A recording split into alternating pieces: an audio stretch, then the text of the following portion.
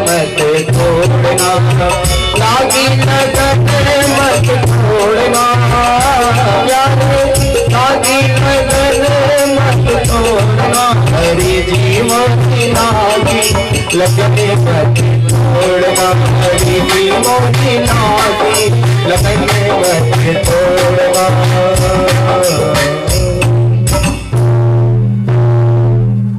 जब प्रीत परमात्मा से लग जाती है तो भक्त कहता है कि लागी लगन मत तोड़ना। कपिल देव जी अपनी मां को समझा रहे हैं कि इस कलयुग में जीव बहुत ही अपने माँ बाप को कष्ट देते हैं, क्योंकि वो समझते नहीं है ना माँ की दुआ क्या होती है। वो समझते नहीं है माँ की दुआ क्या होती है, ये चीज नहीं समझ पाते हैं। क्योंकि जब माँ को समझ लेंगे ना तो उनको परमात्मा अवश्य मिलेगा। कपिल देव जी देवहूति माँ को समझा रहे हैं और कहते हैं कि माँ की दुआ कभी खाली नहीं जाती, और इसकी बात तो भगवान से टाली नहीं जाती, कि बर्तन मांझ के 4 बेटे को पाल लेती है माँ, और दुल्हन आने के बाद 4 बेटों पे एक माँ पाली नहीं जाती।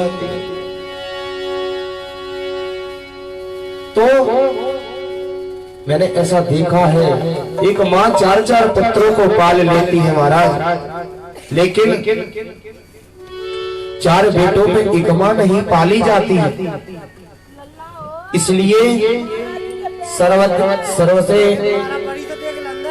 बड़ी बात ये है कि मैं तो ऐसा हूं, मैं वैसा हूं, लेकिन अपने संस्कारों को भूल जाता है महाराज।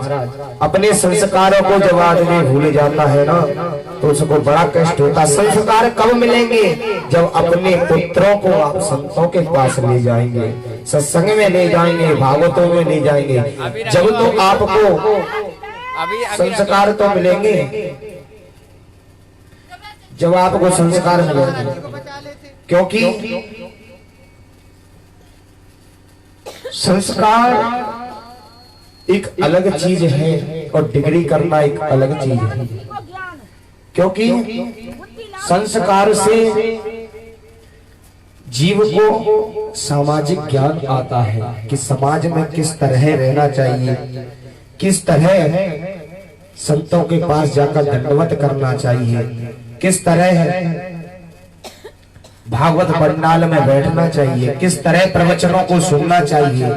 जब यह संस्कार अपने पास आ जाएंगे ना, जब यह संस्कार अपने पास आ जाएंगे ना तो अपन को परमात्मा से मिलने में समय नहीं लगेगा। और जब परमात्मा से मिलने में समय नहीं लगेगा ना तो अपनी मुक्ति हो जाएगी। तो इसीलिए आज महाराज मैंने ये भी देखा है कलयुग में, जिस गौ माता के शरीर के अंदर 33 कोटि देवता विराजमान है, रहते हैं, वो गौ माता दर दर भटक रही है। वो गौ माता दर दर भटक रही है। क्यों? क्योंकि उस गौ माता को पालते तो हैं और गौ माता को पालते तो हैं, परंतु उनका दूध पिया और जैसे ही गौ माता ने दूध देना बंद किया तो उसको छोड़ देती है।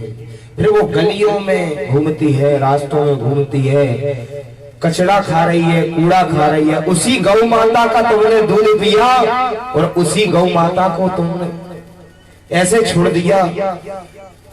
इतना कष्ट होता है उस गौ माता को। यदि हम ये चाहें, हम यह संकल्प कर ले, हर जीव हर एक घर में यह संकल्प हो जाए, चाहे वो गौ माता हो, दूध दे गौ माता या ना दे, परंतु हम एक एक गौ माता जरूर रखेंगे। क्योंकि गाय के शरीर पर हाथ फेरने से सभी रोगों का नाश हो जाता है। क्योंकि गाय के शरीर में 33 कोटि देवता विराजमान है और उसी गौ माता की ये दुर्दशा हो रही है इस कलयुग में। महाराज कृष्ण भगवान तो उस गौ माता को चराने जाते थे, बड़ा ही दुलार करते थे, गौ माताओं के साथ खेलते थे, खाते थे, लेकिन आज वही गौ माता की इस कलयुग में दुर्दशा महाराज देखी नहीं जाती।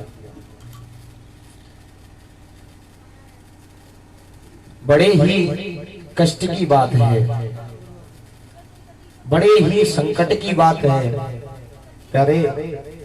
क्योंकि यदि हम यह संकल्प कर ले कि एक एक गौ माता हम रखेंगे, वो दूध दे अन्यथा ना दे, तो एक भी गौ माता आपको फालतू घूमती हुई नहीं मिलेगी। परंतु करें कैसे?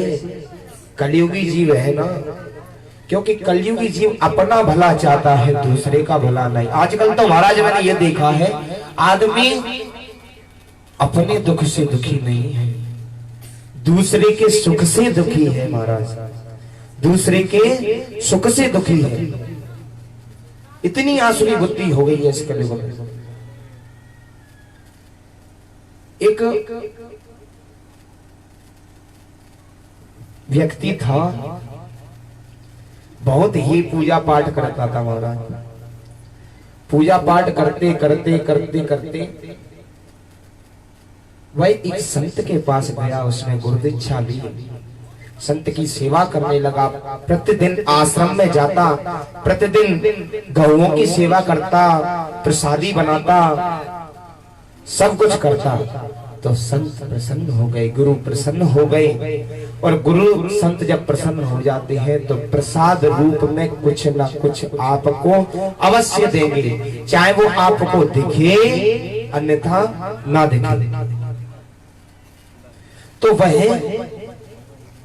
देखने लगे। संत महाराज ने उसको एक शंख दिया, शंख दिया। वह ऐसा शंख था महाराज, वह ऐसा शंख था कि उससे जो मांगो डबल करके देता था। जैसे बोला कि मुझे एक फूल माला चाहिए तो वो शंख 2 लाख ही देता, ऐसा शंख दिया। तो उस शंख को लेकर वो व्यक्ति अपने घर आया, अपनी धर्म पत्नी को बताया कि गुरु महाराज ने मुझे एक ये प्रसाद रूप में शंख दिया है, और ये ऐसा शंख नहीं है भाग्यवान, ये शंख ऐसा है कि इस शंख को एक चीज मांगोगे इस शंख से तो वो डबल करके देती है। कोई भी चीज तो मांग कर देखो। तो उसकी पत्नी ने एक सोने का हार मांगा कि हे शंख देवता, हे पांचजन्य देवता, मुझे एक सोने का हार लाकर दो। तो उन्होंने उस शंख ने 2 सोने के हार लाके दिए। बड़ी खुश हुई, बड़ी प्रसन्न हुई। ऐसे ही धीरे धीरे समय व्यतीत होने लगा। तो उस व्यक्ति की एक दिन पड़ोसी से लड़ाई हो गई। उस पड़ोसी से लड़ाई हो गई। उसने सोचा कि ये बहुत बढ़ता जा रहा है पड़ोसी मेरा, मेरे पास कुछ नहीं है तो इसके पास सब कुछ होता जा रहा है। देखो इंसान की प्रवृत्ति देखिए, कि अपने दुख से दुखी नहीं है, दूसरे के सुख से दुखी है। उसने क्या किया, रात्रि में शंख देवता के हाथ जोड़े, कहा हे पंचजन्य देवता, मेरे घर के आगे एक कुआं खुद जाए। पड़ोसी के यहां 2 कुआं खुद गए, पड़ोसी के द्वार पर 2 कुआं खुद गए। बड़ा ही प्रसन्न हुआ, सुबह देखा तो भी उससे उसका सुख देखा नहीं गया पड़ोसी का। उसने कुछ दिनों बाद फिर कहा कि हे पंचजन्य देवता, मेरी एक आंख फूट जाए। तो महाराज वो तो डबल करके देता था शंख, पड़ोसी की दोनों आंख फूट गई। बड़ा प्रसन्न हुआ। तो आदमी, कहने का भाव यह है कि आदमी अपने दुख से दुखी नहीं है, दूसरे के सुख से दुखी है महाराज। क्योंकि कलयुग की आसुरी बुद्धि है,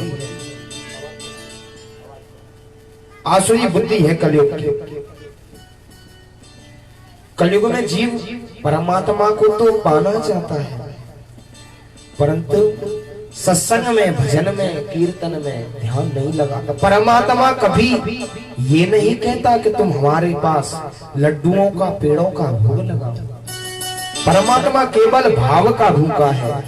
निर्मल मन होगा यदि तुम्हारा, तो परमात्मा अवश्य मिलेगा। हमारे तुलसी बाबा कहते भी हैं कि निर्मल मन जन सो मोहि पावा, निर्मल मन जन सो मोहि पावा, मोहि कपट छल छिद्र भावा।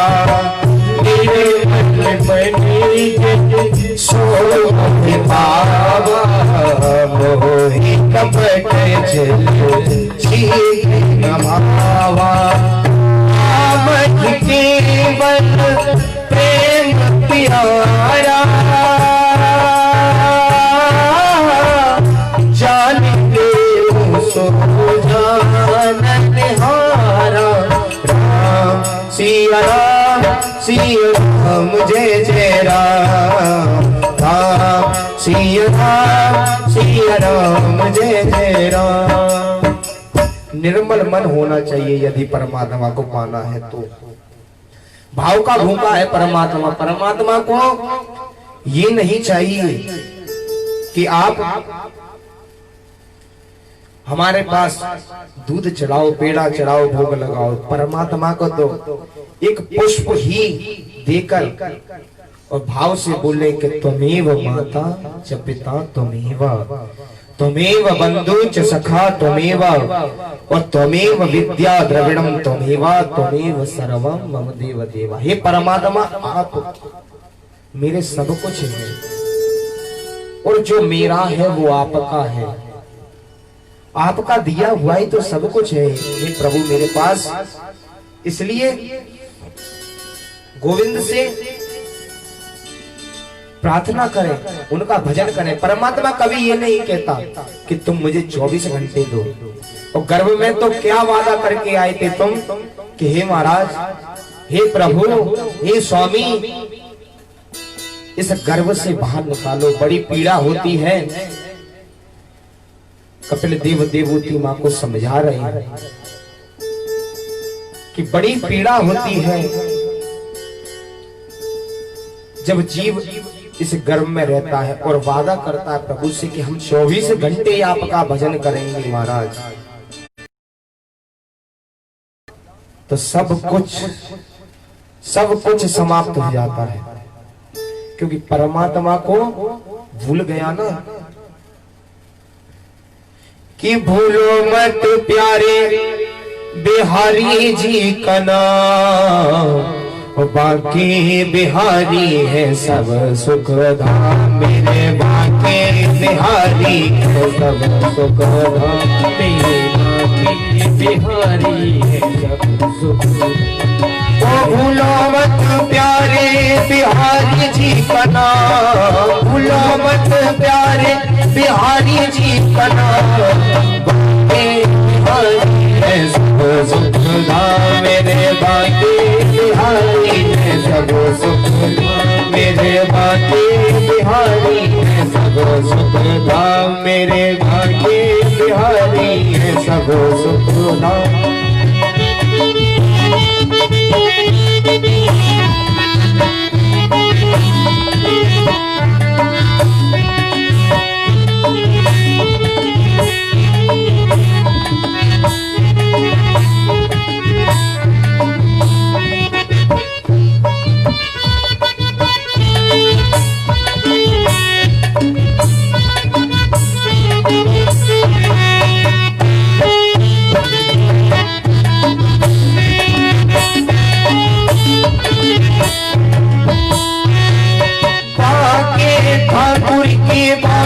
ठकुरानी बाके ठाकुर की बाकी ठकुरानी मुक्ति भरती है आकर के पानी मुक्ति भी भरती है आकर के पानी।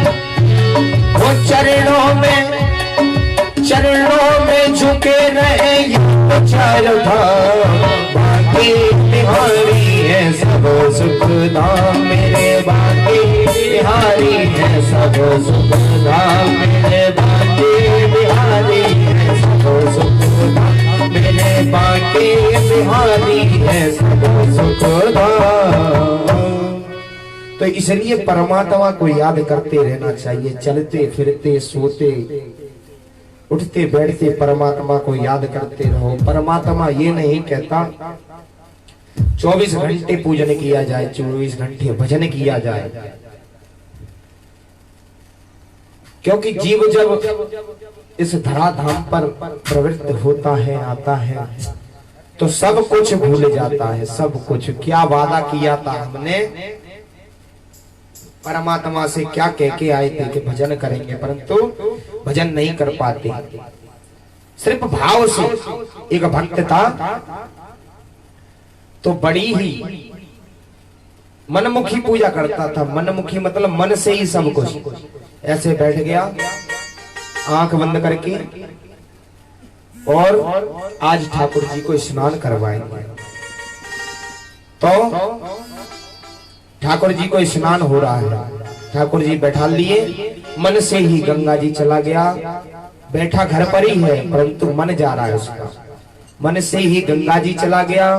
गंगा जी से जल भर ले आए, स्नान भी करे आए, जल भर ले आए, फिर ठाकुर जी के वस्त्र उतारे और ठाकुर जी को स्नान कराया, चंदन लगाया। सब मन से हो रहा है, कुछ नहीं, सब मन में सोच रहा है, मन से हो रही है पूजा, मानसिक पूजा चल रही है।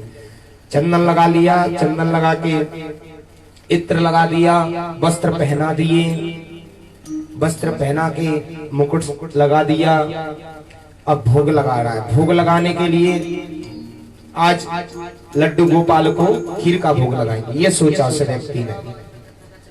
जब भोग लगाने लगा तो उसने दूध रख दिया, दूध गर्म हो गया, चावल डाल दिए, उसमें चीनी डालने लगा तो चीनी भी डाल दी। अब कहने लगा कि चीनी ज्यादा हो गई। सब मनमुखी चल रहा है, बना कुछ नहीं रहा है। ठाकुर जी के सामने बैठा हुआ मनमुखी मानसिक पूजा, चीनी ज्यादा हो गई। जैसे ही उसने उस पात्र में, जिस पात्र में खीर बना रहा था, उस पात्र में हाथ डाला कि चीनी निकाल लो, ज्यादा हो गई है, वैसे ही मेरे गोविंद भगवान प्रकट हो गए। बोले बांके बिहारी लाल की जय। तो भाव से ही तो कर रहा था पूजा। तो कहने लगा भगत, यदि आप ये गोविंद, यदि आप इस चीनी से, शक्कर से ही प्रसन्न होते तो मुझे बता देते, तो 1 क्विंटल में चीनी आप पर चढ़वा देता कि हे बस मैं चीनी से प्रसन्न नहीं होता, जो तुम्हारा भाव देख रहा था, भाव कितना है। सब आप, मैंने कई जगह ऐसा देखा है कि पूजा तो कर रहे हैं, पाठ तो कर रहे हैं, अगरबत्ती घुमा रहे हैं, परंतु मन तुम्हारा और कहीं डला हुआ है। भले परमात्मा को 2 मिनट दीजिए, भले परमात्मा को 2 मिनट याद कीजिए, भले 1 माला का जाप करिए, परंतु उस समय ध्यान परमात्मा के चरणों में होना चाहिए, मेरे गोविंद के चरणों में होना चाहिए, क्योंकि भाव का ही भूखा है वो। भाव यदि नहीं होगा तो परमात्मा मिलने वाली नहीं है। बोलिए वृंदावन बिहारी लाल की जय। भजले राम सीता राम राधे श्याम भजले, भजले राम सीता राम राधे श्याम भजले। जिंदगानी का कोई भरोसा नहीं, जिंदगानी का कोई भरोसा नहीं। भजले राम सीता राम राधे श्याम भजले, ओ भजले राम सीता राम राधे श्याम भजले। जिंदगानी का कोई भरोसा नहीं, जिंदगानी का कोई भरोसा नहीं। रावण बलवान था, बल का अभिमानी था। ओ रावण बलवान था, बल का अभिमान था। ओ रावण बलवान था, बल का अभिमानी था। ओ रावण बलवान था, बल का अभिमान था। वो भी मारा गया राम के हाथ से, वो भी मारा गया राम के हाथ से। भजले राम सीता राम राधे श्याम भजले, ओ भजले राम सीता राम राधे श्याम भजले। भजले राम सीता राम राधे श्याम भजले। ओ भजले राम सीता राम राधे श्याम भजले। जिंदगानी का क्या हो भरोसा नहीं, ओ जिंदगानी का कोई भरोसा नहीं। ओ जिंदगानी का कोई भरोसा नहीं। ओ जिंदगानी का कोई भरोसा नहीं।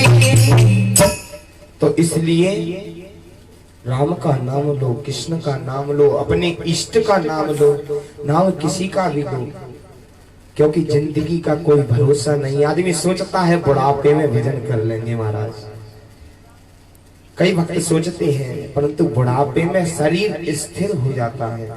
शिथिल शरीर जब हो जाएगा तो तुम कैसे भजन कर पाओगे, कैसे कीर्तन कर पाओगे, कैसे परमात्मा को याद करोगे। अपना शरीर संभालोगे कि परमात्मा को याद करोगे।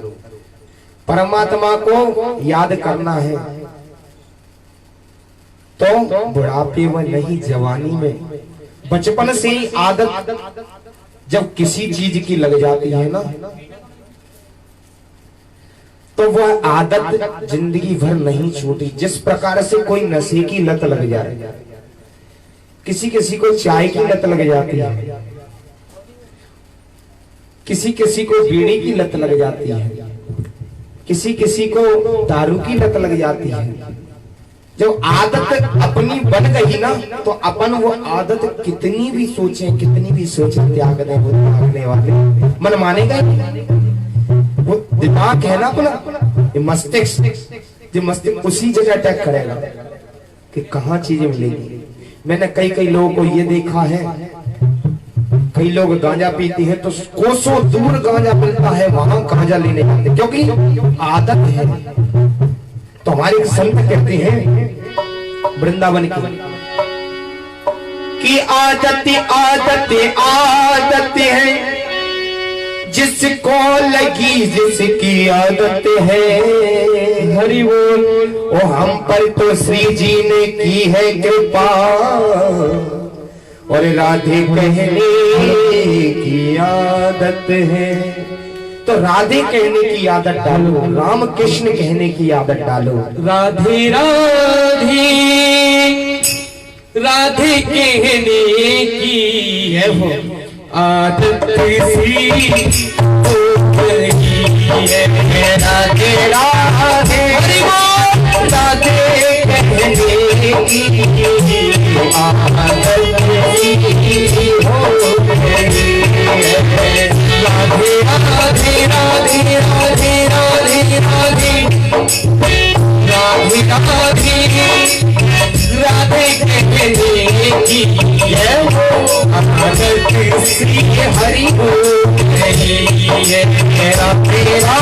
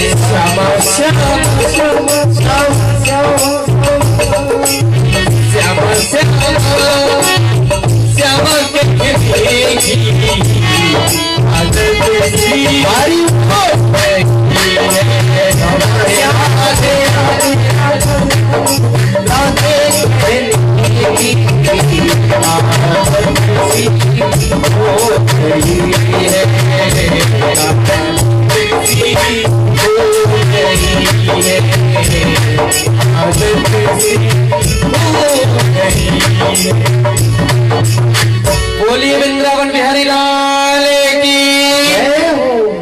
तो राधे कहने की आदत डालो क्या,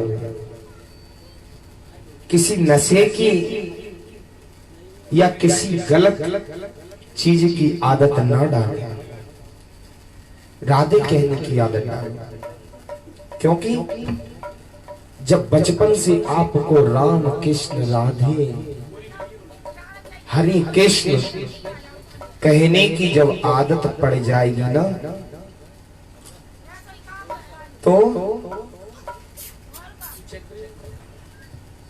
आपको अंत में बुढ़ापे में जब शरीर स्थिर हो जाएगा ना, तो भी आपके मुख से राम कृष्ण राधे निकलता ही रहेगा।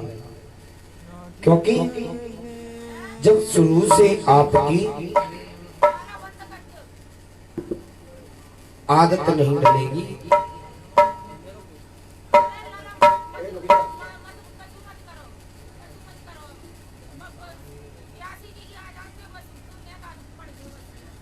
हाँ, तो